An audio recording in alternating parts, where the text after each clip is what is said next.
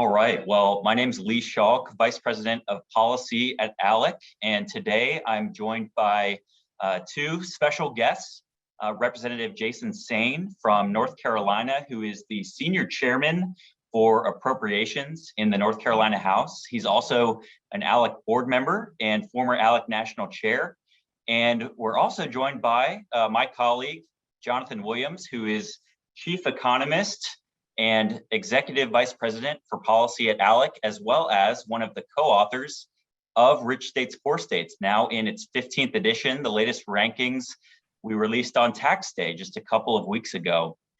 So Jonathan, I'll turn it over to you for some opening remarks on the latest rankings and a national perspective on what we learned this year. Well, thank you, Lee. Greetings from the land of make-believe, everybody. Washington, D.C. here. It's so good to have you join us. And we've got a really special conversation today ahead from one of our greatest friends, Representative Jason Saine, who has really been a key leader now throughout, I think, what is the most impressive tax reform string of victories, really, over the last decade in North Carolina, moving from a decade ago at number 26 in Rich States, Poor States Economic Outlook, all the way to number 2 this year. And so in this countdown to number 1 series, we just talked to Senator Vince Leach a couple of weeks ago, where Arizona moved from 13th to 3 this last year in 1 year alone, and is really nipping at the heels of North Carolina. And now Utah at number 1 for all 15 editions of Rich States, Poor States. We're going to talk to Senate President Stuart Adams as part of our countdown series. But North Carolina has been good for so many reasons. And I'm really excited that we have the person that's been in the middle of all these discussions, that's been a leader of these discussions, Chairman Saine, to walk us through some of the important inflection points in this history of how North Carolina has really turned things around. And, the proof is in the pudding. We look at the Rich States, Poor States metrics, but that's just one. There's obviously many more real world examples, whether it's the in-migration effect of so many Americans continuing to vote with their feet away from high tax states and going to states like North Carolina. They've been a huge recipient of in-migration, as I'm sure he'll talk about. Whether it's people voting with their pocketbook and bringing capital, going from how money walks really, how going from high tax states to low tax states has led to an inbound flow of capital migration as well, and business investment. And it's just been an incredible story, bipartisan in some ways, that you've been able to get Democrat Governor Roy Cooper. I'm sure Chairman Saine will like to talk about that story, sign that historic budget into law at the last part of last year. But I really think that from a national perspective, North Carolina has set off, I think, a great counterpoint and counterexample to some that like to point to Kansas. If you don't want to cut taxes, you probably argue that, well, Kansas proves that you shouldn't cut taxes anymore. I think that's a huge oversimplification of what happened there. Obviously, we could spend an entire policy hour, and we have in the past, debunking so many of the myths about the Kansas tax reform experiment. In short, it was overspending, not a cut of taxes, that created the Kansas situation. But North Carolina stands out as a great counterpoint to that, to say you can cut taxes, you can pay down debt, you can give teachers raises. All of this virtual cycle is available when you keep free markets and economic competitiveness at the forefront. And so without further ado, I'd love to have Chairman Saine walk us through this really historic last decade in North Carolina. Well, thank you, Jonathan. Thank you, Lee. It's great to be with you today to talk about one of my most favorite topics, and that's the reform that we've passed in North Carolina over the last decade, and how we went from being kind of a mediocre state in terms of attracting business and making sure that the folks who already live here, when instead of facing just kind of a ups and downs of the economy, how they could really participate in a very dynamic economy, raising wages, raising opportunities, and really attracting folks from other states to come into our state as well, so that we can continue to grow.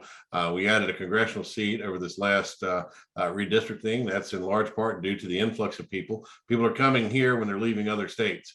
And we love that. We love for them to come and enjoy what we've been able to make a much better place to do business, a much better place to live, a much better place to raise your kids, because they know they've got a future, and it's not one with high taxes.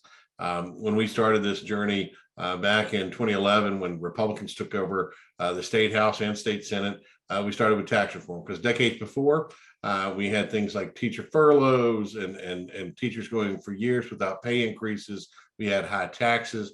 We had a deficit on our unemployment taxes that we owe the federal government, and things just didn't look very good. We buckled down. We made a lot of tough decisions. We decided not to expand government, but find ways to trim back government, find ways to only pay for the things that are most important to the people in North Carolina, and quit wasting money.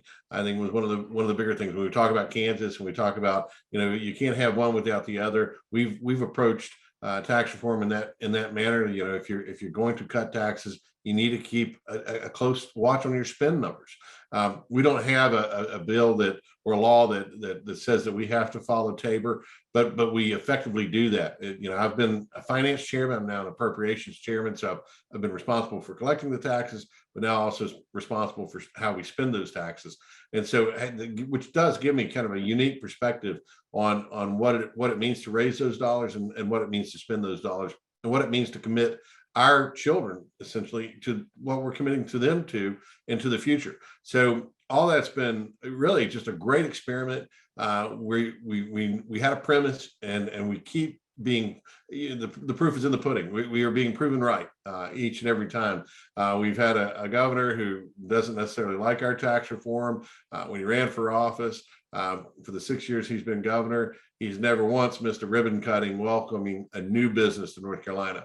And that's in large part due to the policies that we have. It's like, as I always say, it's kind of like if you were going to eat an elephant, you wouldn't eat an elephant in one bite. It's really bite-sized chunks, always looking at what the end goal is going to be in moving toward tax reform. We just, in this last budget, passed more historic tax reform. Companies have already responded to it. We've had a big auto company announce that they're going to be locating in North Carolina. We've just really got success story after success story after success story. And again, that just means that we're doing it right. We're keeping our eye on the ball and watching what we want to invest in. Workforce development, making sure that we've got that workforce. We've invested a lot of money into our community colleges, and certainly through our K through 12, and then our university system, because we know that companies are across the globe, we're looking for a qualified workforce. So we invest in education. We've invested in our teachers. We much like where we were on the tax reform scale, somewhere in the middle to the back. We were in the same place in teacher pay. So we've been able to pass consecutive teacher pay raises over the years, so that we pay for quality teachers. At the same time, we expect a lot of quality coming out of our public school systems. And we've offered other things like school choice and everything that goes along with it, so that everyone has an opportunity scholarships. So folks from less wealthy households have opportunities to get out of bad schools, and in turn that competition keeps improving our public schools. And so we really have had the best of all worlds in that regard. People have, whether they wittingly know it or not, they've been participating in a very dynamic economy and awesome opportunities. My wife and I have a 13-year-old son. We want to make sure that the work that I do at the legislature is building a real future for him. We want him to stay in the state, hopefully. He's at least going to the UNC basketball camp this summer. Lee and I were talking about it the other day. He may be at Tar Hill, who knows? We're UNC Charlotte graduates, but nevertheless, he has multiple opportunities across the state because we've invested in higher ed. And with the money that we save, and with the many now records of surplus money that comes in after we cut taxes. When you start to cut taxes, the naysayers and the newspapers and the media always say, well, you're going to bankrupt the state. We're not going to have enough money to do the things that we need to do. It's gloom and doom, sky is falling. Well, the reality is our hunch was right. We had data that showed that this is indeed what would happen, that if we cut those taxes and really release the engine of this economy in North Carolina, we would continue to add surplus money year in and year out. And we've seen that. Now, that's great when you're the tax guy and you're the one working on tax reform. When you're the appropriator, in the shoes that I'm in now, it becomes more and more difficult to find places to invest those dollars. But we find a way to do it, and we do it very responsibly, and we're not overspending. Like I say, keeping a focus on that Tabor number, making sure that we're growing responsibly in our state. so that we don't overspend, so that we don't overextend, and then we don't put our citizens in a bad place. So that has been kind of the 50,000 foot view of tax reform in North Carolina. But we're happy to be chasing Utah. We want to beat them. That's, we're never satisfied at number 2. We're never satisfied with just moving up one, but we will be satisfied once we get to number 1. But we won't sit on our backsides either when that happens, because one of the things that we've noticed, and particularly as we started looking at our rankings and seeing the improvements, is we would move up and then other states would catch us. And I don't mind going to other states and telling the good news about tax reform. I've been to Louisiana and to Pennsylvania and talk to legislators who are looking to do a lot of what we've been doing in North Carolina. And I don't mind sharing that good news, because I know that if they adopt some of the policies that we've adopted over the years, then they too will force us to be competitive. We don't want to sit back. We don't want to fall, to number 7 or to number 12 or to number 15. We want to stay right there at the top. If we can catch Utah, I'd love to meet my good friend Stuart over in Utah. But we have that goal. But nevertheless, even if we don't get to number 1, we're still competing, and it's going to improve the economy for all of our citizens in North Carolina.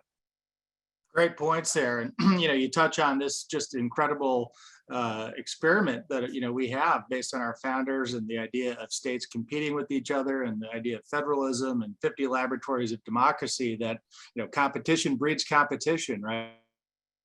And you're seeing that at the top of the ranking scales, and there's so many things to unpack there. But one thing I did want you to maybe just go back and talk through, for those that are not as familiar, for the last budget, especially the one that was a historic long session. I know you guys put in a yeoman's work to get that done, but we know the corporate rate, this is something that will surprise a lot of folks. By the end of this decade, your corporate rate goes to 0. North Carolina will not have a corporate income tax, folks, after this decade is done. And that's because of the good work of Chairman Saine and his colleagues that was signed into law by a Democrat governor. And then also talk about your personal income tax, because when you started this experiment a decade ago with tax reform and just the kind of the great benefits that you're seeing from that, your rate was extremely high. And where is it going to end up? And, you went from a graduated income tax to a flat tax. So talk through a few of those policy changes. Yeah, no, glad to. And that's exactly right. We're moving to a 0 corporate tax rate by 2030. As we continue to see the results of previous tax reforms, we may move that scale up a little bit because we want to get to 0 as quickly as we can. Because if we make our state really the most business friendly, worker friendly state that's out there, we know that we'll continue to steal business from other states. If they can't compete, they'll lose. And I don't mind telling them that to their face, to say that we are here to compete. We want those jobs. We want those industries. We want those businesses to come and thrive in North Carolina. So as we move toward that 0 rate, it will keep us very competitive. So states who are looking at us today, they've got to factor into that into their math, that we're not standing still. We've baked into the cake more and more tax reform that's coming our way. We reformed our franchise tax, but talking about personal income tax rates, the PIT, that too was, we were basically, penalizing people for going to work. And we didn't think that was the right thing to do. It certainly set up the wrong incentive. We had a graduated personal income tax rate. So, you'd reach a certain level, you get taxed more. It's really backwards thinking and really, something from decades ago that just didn't really make a lot of sense. As we've started, flatten that tax so that everybody's treated the same way, they're treated fairly, and also raising what the floor. So if you're someone of lesser income, we don't want to be an obstacle to you reaching those higher levels of income. So we've gradually raised the ceiling on when we actually start taxing you. So if you're a new entrant into the workforce, or a new entry into the workforce, then we're going to treat you a little differently and say, hey, we realize you're just getting your footing. We want to help you. We want to get you started so that you can, be a contributing member to society and join the rest of North Carolina and pay your fair share, certainly. But at the same time, realizing that folks in a lower income bracket will have other struggles. So we really do try to balance it and be fair. Fairness being the biggest thing of all this is, if you're fair to everybody, then everybody can succeed. lowering that personal income tax rate. I think we were at a height of like 7%. We're now below 5% at 4.99, and also reducing that over the next couple of years. So again, we know that we, government doesn't exist. We can't provide services that government rightly should provide. We've got roads that we need to build, and we've got other things that we have to take care of, whether it be education or healthcare or whatever. But at the same time, if we're fair and we're a place that economies are going to grow and that more revenue comes in as this happens, we end up being able to afford the things that we need, and also by keeping the eye on the prize and not spending on things that we don't need. But really, helping that workforce with those tax reductions has meant that workers end up with more money in their pocket. They end up with more opportunities to put money back into our economy, which keeps that engine going. It's like, of course, we're a NASCAR country, and it's essentially putting gas back into the tank every time you make a trip around. We keep fueling it, and that has really led to such success that we're able to reap the benefits from that. We're able to invest more back into our state.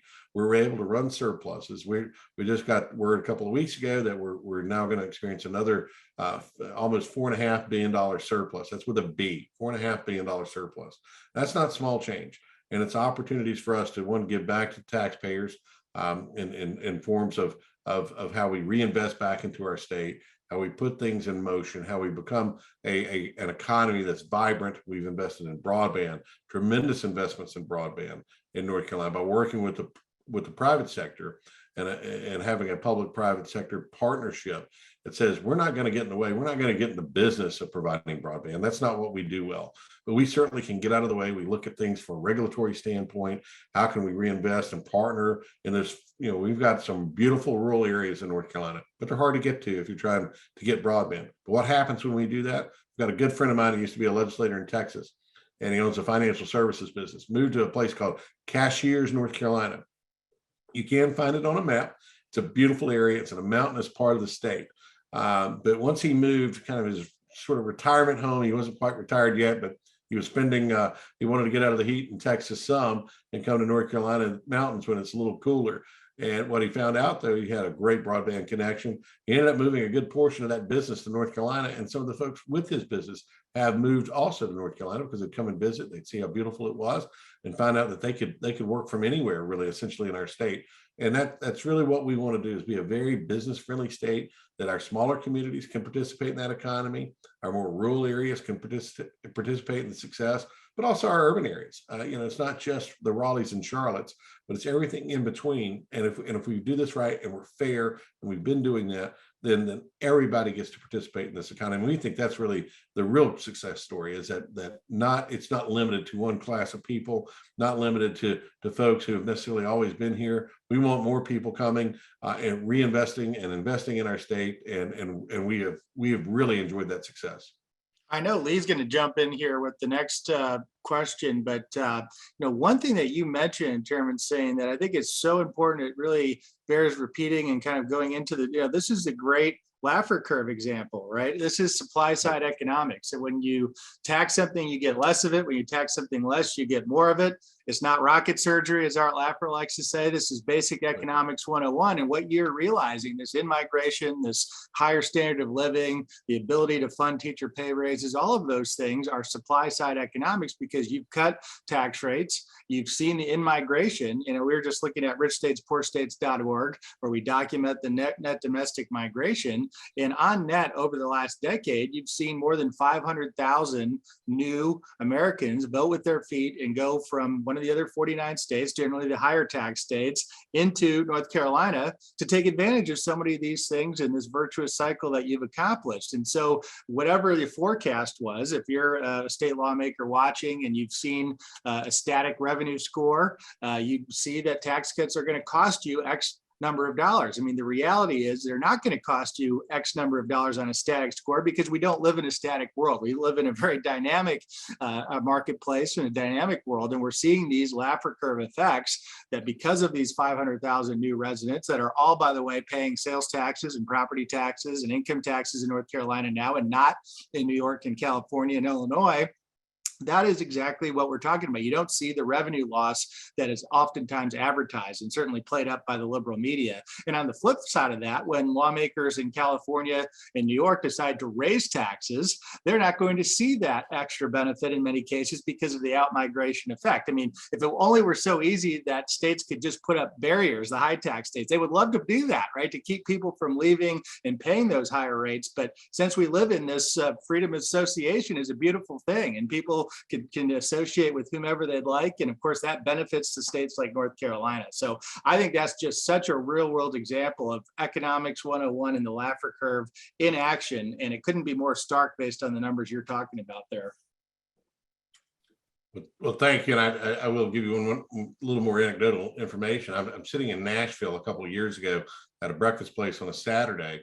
And it's one of those family sit down style breakfasts. And sitting next to my left, a gentleman from Pennsylvania, and we started a conversation. He has no idea who I am, what I do, and by trade, I'm in the technology business. I do technology consulting. So when he asked me, that's what I told him. People don't really necessarily advertise to strangers that you're in the legislature. You don't know how that conversation may go sometimes. So we're having a nice conversation. Start talking to him, ask him about his background, what he's doing, and I tell him where I'm from, and he says, "Oh, well, I've just moved a portion of my company to North Carolina." All right, strikes my interest. I said, "Sir, what caused you to do that? Was it some incentive that we had? Did our Department of Commerce reach out to you?" It's a metal manufacturing business. And he looks at me and says, "Well, quite frankly, you had a great workforce. You had what I needed there. You were a non-union state, and you treat businesses very well. And I watched what your state has done over the last decade, and it looked like a great place for us to locate our business and take jobs out of Pennsylvania and move them to North Carolina." And then we started the conversation. Well, actually, I happen to be the finance chairman and responsible for at least a portion of some of that, lowering the taxes and getting our economy and moving in the right direction. And he's loving it. He moved the company to Wilson, North Carolina. We've got more jobs because of it and gained some skilled workers from Pennsylvania, but also found new opportunities for our workers to go participate in what they're doing at that metal manufacturing business. So it's been fun to watch. And it's been fun to watch, real world examples of what's happening when we do the things we say we're going to do, when we're very disciplined and don't change our minds midstream. We've been very, very consistent. We all bought in from a standpoint of leadership that this was going to be a marathon, not a sprint, that we would enjoy successes, some overnight, some would take longer. But if we always looked at the end game and where we wanted to get to, we knew that we would see those results, and we're seeing them. Well, I love that story about the gentleman from Pennsylvania, just because it shows the fruits of your labor paying off and people really benefiting. I mean, a real world example of a business owner benefiting from tax reform and strong leadership from yourself and others in the legislature in North Carolina. Now, I was going back just to jog my memory about what the tax code looked like in North Carolina before the 2013 reform. It seems like just another era. It's almost hard to remember what it was like under those higher rates in the Tar Heel state. But you had the three brackets for the personal income, 6%, 7%, and 7.75%. Today, like we talked about, you're under 5%, and it's a flat tax. It's not the graduated income tax. You completely flatten those rates and have continued to lower them over the years. And then on the corporate side, before tax reform, the business income tax was 6.9%. Today, if you look at richstatespoorstates.com, North Carolina, you're at 2.5%. And like we mentioned, under the new budget that was signed by Roy Cooper, that's on its way to zero. So it really is amazing to see how those rates have been flattened and lowered. And of course, just this year, we're kind of in the middle of a state flat tax revolution. But North Carolina, I think, was a pioneer on this, going back to 2013. But just this year, 4 more states have managed to flatten their personal income taxes: Mississippi, Georgia, Arizona, and Iowa. And so I think there's something in the water. There's something that people are learning from a state like North Carolina and yourself, Chairman Saine.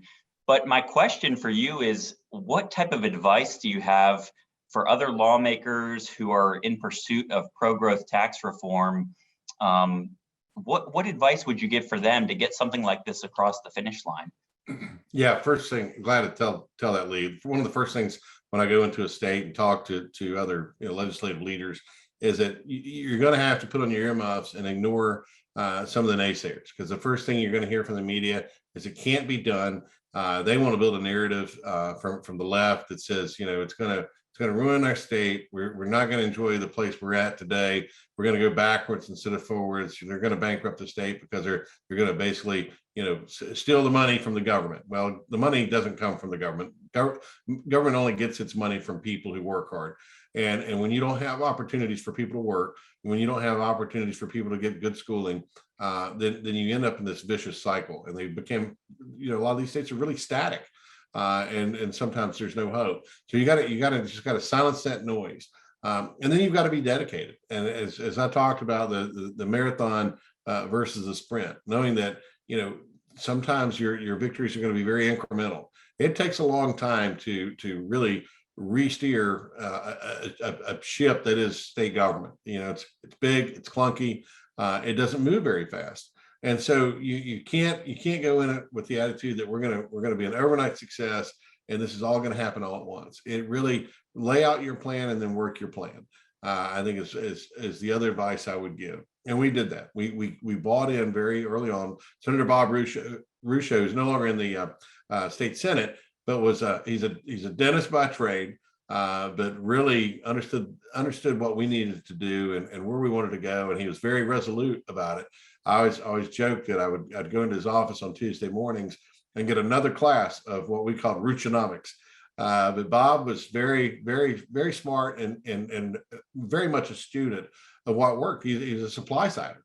He had seen, when put into motion, when we look at Ronald Reagan and what his administration was able to do, we thought that, and we felt like we could recreate that in North Carolina and really reap those benefits. And he was absolutely correct. And he was such a evangelist on that he inspired others, including me, to join him in that process. So we had a House and a Senate working very hard toward that. So buy-in from your leaders, buy-in from your rank and file members, I think is incredibly important. And again, knowing that, sometimes those little projects that they've got maybe in their district or that thing that maybe is not contributing that much to their economy, but they've got state dollars that they've traditionally been sending money to, kind of pouring down a hole in some cases. Those probably need to stop. And if you're honest with yourself, is this doing what you want to do for your people, short term or long term? And we think, and from our conversations and what we know and what we've learned from tax reform is that we're really playing long game here. And so, because once you create that kind of culture within your caucus or within your House or your Senate, and you know where you're going, and then once you start to see the wins, it starts validating what you're doing. It becomes a little easier each time. We wanted to get off the roller coaster because the way we were doing business prior to our tax reform was you never knew kind of what you were going to get. We have predictability in our economy by flattening those taxes, by cutting that corporate rate, and by reevaluating what we were doing on sales tax, making sure that we had consistent revenue streams that allowed us to plan for the future, that we didn't get into these huge spikes and then huge deficits year to year, but really having that constant flow of income into the state, even when some things may be happening nationally that we're feeling less of an effect because of what we're able to do and because of what we plan versus some of those high tax states. And so, and I love to hear from folks from high tax states. My wife migrated from New York State to North Carolina, loves it here. Her mother and father are here. They love it. And because they too have been able to enjoy what we've created here in this state. And of course, that's how I met my wife. So there's a lot of benefit to that. So this was prior to tax reform, but they love North Carolina, but they have stayed in North Carolina because of what's happened, because of it's a good place to stay, work, and then retire. We treat you pretty well. We just in our last tax package too, we're offering some tax benefits to military veterans. We're a military state. We've got a lot of military installations here in our state. We know that those are highly trained individuals who have worked hard for this country. And then what they're doing is starting their second careers and building businesses here instead of going back to wherever they came from and starting them there. They're choosing to stay in North Carolina because we're treating them right. We want to make sure that we have a state where you can say, I can build a business here. I can grow my family here. We can live, work, play. We can retire here. And so that all factors into it. So I wanted to drill down a little bit, since you're really in a perfect perch to really better than anybody else to answer this question, as you've served as senior appropriations chairman as well as senior finance chairman, seeing both sides of the fiscal ledger. And of course, at ALEC, for years we've talked about spending is taxation, right? And as taxation is spending at the state level. I mean, contrary to the craziness here in Washington, where we don't even propose balanced budgets anymore, or even have a regular budget process, 49 of the 50 states have balanced budget requirements. And so when it comes to this natural discipline on the spending side of the equation, like you referred to, you talked about TABOR, the Taxpayer Bill of Rights, which has been in the Colorado Constitution now for 30 years and has really been a great way to limit the growth of spending in that state. You've done it naturally because of good leadership. It wasn't always that way a decade plus ago in North Carolina. And talk about that relationship just a little bit more, about how you're able to put the brakes on wasteful spending, maybe some strategies for looking at other state legislators that are listening to this, where they can look, and maybe even touch on this. One of the big phenomena we see this year is obviously the sloshing around effect of all the federal dollars in every state capital and every budget, and just some of the dangers that might be there, because I know North Carolina has wisely avoided, I think, overextending themselves and taxpayers by extending the so-called Affordable Care Act and the Medicaid expansion, where many states went down that route and now are having some buyers for more. So really unpack that a little bit for us, just this relationship between healthy spending policy and healthy tax policy. Yeah, it absolutely. It's just like you'd run your home.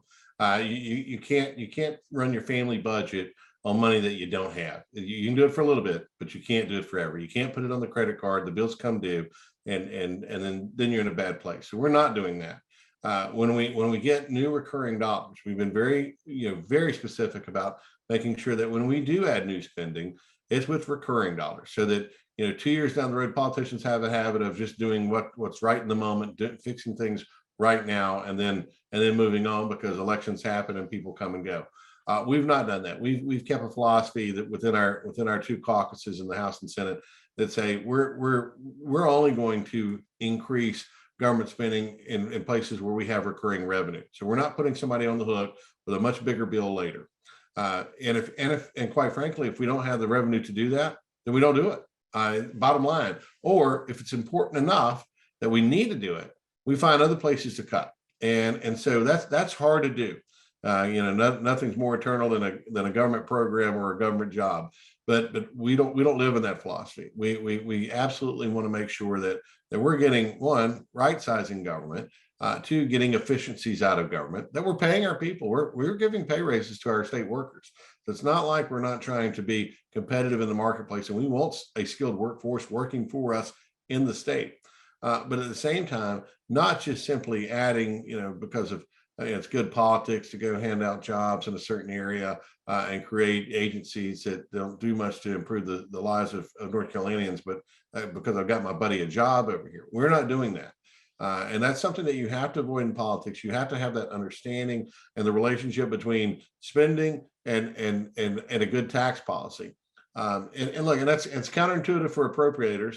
Our job is to spend money, but we've been very resolute, and I think this is in both the House and Senate. And I've been in budget talks this week.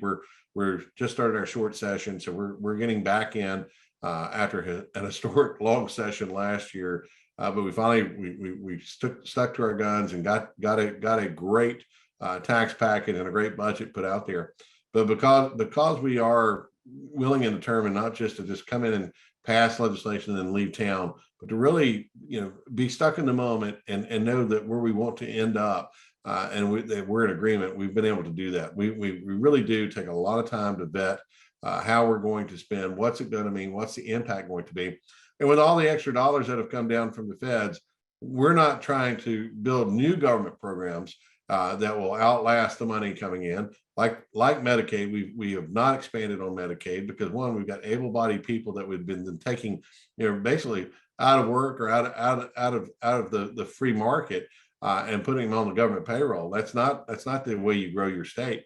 We've resisted that. And when everyone said that we were going to, we're going to go down the toilet because we're not doing what every other state's doing, we've proven much differently. So and look, you can't argue with the numbers. They are what they are. We continue to grow. We continue to have the wonderful success that we've had. But a lot of that just really has to do with the fact that we've been very disciplined. And I've got a 13-year-old. Trust me, I have to say no a lot because there's a lot of wants so that a young man of 13 wants and thinks he just has to have. But we really do look at it as we don't have to have some of these things. They're not necessary for the function of government. They're certainly not helpful to our people. And they're the ones footing the bill. We treat that money like it's our money because guess what? I pay taxes too. It is my money. And so we don't look at it as like it's some magical money tree that there's no consequences. I sat on a panel one time with a legislator from California, and he was kind of bemoaning about how business was leaving California. And I said, sir, with all due respect, at that time I think their corporate tax rate was something like 13%. I may be wrong on that number, but it was high, and it was certainly much higher than North Carolina. I said, as long as you're doing that, and as long as you're charging your corporate citizens that kind of rate, they're always going to be looking for somewhere else to go to. And when they see a place like North Carolina, we welcome them. We want them to come to our state because they will provide jobs and they will provide opportunities for our families here. So, and he was a nice guy, but unfortunately really still didn't really understand the consequences of the poor choices that they were making in California. Hey, it's good to have bad examples because then you can have us as a good example. But I feel sorry for a lot of those folks in California who are really having to foot that bill, and it's taking money out of their family budget to pay for it. So, but really, making sure that we understood when we spend a dollar what that means, whether it's for an eternity, because it's a government program, or if it's short term, and by reinvesting in capital projects. We introduced a thing came from the House side, which has been very beneficial to us. This is before Bidenflation, that we created a capital fund that each year we just take money off the top of our budget as we start a new budget and put dollars and reserve that in for capital needs. So we'll pay for new buildings, we'll pay for new capital projects, water and sewer things, reinvestments back into our state. But we've already collected the money, we know we can afford it, and then we extend it out. And so by doing that, we don't get hit with a surprise bill. It's kind of like buying that auto insurance that will take care of some of your repairs and stuff. We do that automatically. Again, that comes from a sense of responsibility. We don't want to get sticker shock and all of a sudden have to come back to our constituents, our taxpayers, and say, oh, well, we miscalculated and we don't have any reserve money. We haven't even talked about the money that we keep putting in our rainy day fund. We are flush with revenue, and we're very disciplined. I think we're sitting at somewhere like $5 or $6 billion right now in our rainy day fund. This is money just not being touched, just in case something happens. We're prone to hurricanes in North Carolina. Those do get very expensive. We've had several, but while we've put money into those rainy day funds, we've never been in a position while I've been in office to where we just don't know where to get the money next. We've got it. It's kind of like the way I run my house. My wife says I put money in little holes, but it's a smart way of thinking. It's a smart way of having revenue if you need it, and then really, quite frankly, not spending it. So that you've always got it. You've kind of got that insurance policy there that's available to you should you need it, but not just saying just because you got it, you go and spend it. And that's probably the toughest lesson we have to teach our 13-year-old is just because you have it doesn't mean you have to spend it. The legislators need to understand that. Once you start seeing the success from your tax reform, banking it, keeping a reserve, raising that reserve, making sure that you're looking 10 years down the road versus just to the next election. Well, that's exactly right. And I love how many examples you're giving that are almost right out of things that we've talked about for a long time in our state budget reform toolkit, everything from priority-based budgeting to saving for a rainy day. And it's just really encouraging to see how it's not enough. You're talking about it's not enough to just cut taxes. You've got to control spending and you've got to save for emergencies. But one of the other things that I wanted to touch on, and I'll direct this question to Jonathan first. You've talked a lot about how you've really bettered the lives of North Carolinians through these policies, and of course attracted, like Jonathan mentioned earlier, 500,000 new residents over the past decade. And so it's really helping North Carolina. But Jonathan, could you talk about the pressure that that's putting on the other states in the region? The Southeast region has to be one of the most competitive regions in the country from an economic policy perspective. And there is absolutely a race going on right now to cut taxes. So talk a little bit about how North Carolina fits into this competitiveness in the Southeast. Well, now it's a great question. And now North Carolina is the leader, right? And back 10 years ago, I'd be curious as to how the internal thinking from Chairman Saine was on this with the caucus, and then Speaker Tillis, now U.S. Senator Tom Tillis from the ALEC board. How did you benchmark yourself back then? I'd be curious to get your thoughts on that. But, what North Carolina has done is transformational for the Southeast. And Tennessee and Florida were obviously no personal income tax states, and they've never had a personal income tax. Tennessee's taken the steps in recent years to phase out they call it the Hall income tax on investment income. But now, Lee, as you mentioned, something we've talked about for the last 2 months now, North Carolina became I believe it was the fourth state in 110 years of states having income taxes to go from a graduated progressive tax system to a flat tax. And in the last 8 or 10 weeks, folks, starting with Kim Reynolds in Iowa after the day that she gave the response to President Biden's State of the Union, and then following through to Arizona with the court action, and then Mississippi and Georgia, we've added 4 more states that have gone from progressive income taxes to flat taxes in the last 8 or 10 weeks. So incredible movement there. And I think it's safe to say that there would be no way that Georgia and Mississippi and some of the other states would have been as motivated to get rates down that quickly if it wasn't for the actions of states like North Carolina, and then of course Tennessee and Florida doing without income taxes, Texas doing without an income tax. I can tell you on the other side, here as a resident of the Commonwealth of Virginia, Virginia and North Carolina have almost done one of these in the last decade, where 10 years ago, then Speaker of the House Bill Howell from the ALEC Board of Directors, a good friend of Chairman Saine's, had me to Richmond, where we launched I think it was the 5th edition of Rich States, Poor States, where Virginia ranked 3rd best in the country. Now Virginia's fallen down to, I think, middle of the pack now today, fallen down nearly more than any state in the country, where now our new governor, Glenn Youngkin, went around the state in his last year as he talked about the economics of Virginia, and said that fact, to say Rich States, Poor States documents how much Virginia has fallen as North Carolina has risen. And so, you can fall behind just by standing still in the case of states like here in Virginia, but it's because of this movement in North Carolina, because of the anchors of the region of no income tax, Florida, Texas, and Tennessee, that Lee's point is the Southeast is absolutely one of the hot spots for economic growth. And it's not just us, of course. Look at unemployment rates. Look at the job surveys out there of employers where they're looking to relocate.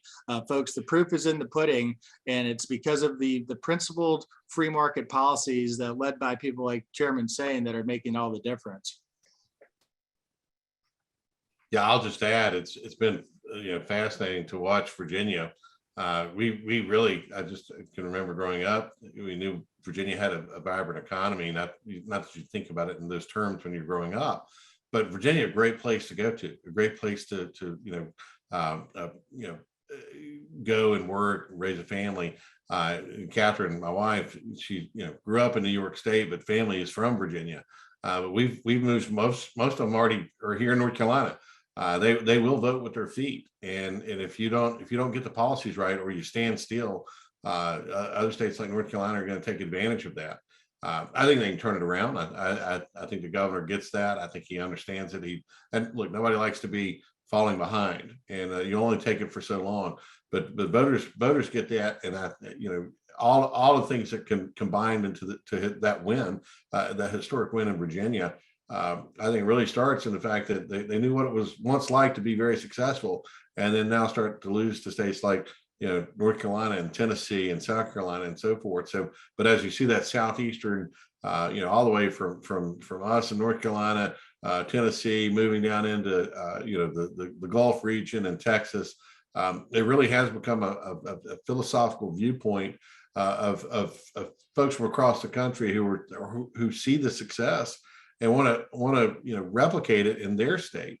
And it works. I mean, it is kind of the rising tide, raising all boats. And I think that's, we want our country to be the best. It's not just North Carolina. We want to see our neighbors do well. So the more that they do well, the better off we are. And so I think that is, from just I'm an ideologue. I love this country. I love our state. But when we all do better, I think that's really the American dream. And the thing that most politicians, when they start, they do so because they care about their communities. And I think this is one of the best ways to show you care, and is by creating that future, that real future that people know that you can do those things and be successful. And as you see other states around you do that, other states go, I want to do that too. Well, I think that's a great way to put an exclamation point on our discussion today. And I've just got to say, congratulations again on the #2 ranking in Rich States, Poor States. Congratulations to you and your colleagues on all your continued success and the great work that you're doing and leadership that really the entire country is paying attention to. As a Virginia resident myself, I hope that we can start to mimic some of those pro-growth reforms. But my family, my parents being small business owners in North Carolina, I know that they've really been pleased with all that you've been able to do. So thank you again. Thank you for joining us. Thank you to all of our viewers. Next up in our series, we will cover Utah, who is the reigning #1 ranked state in Rich States, Poor States.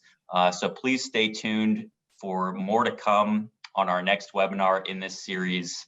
And with that, the ALEC team is signing out and want to wish you all have a great weekend, and we will talk to you soon. Thanks.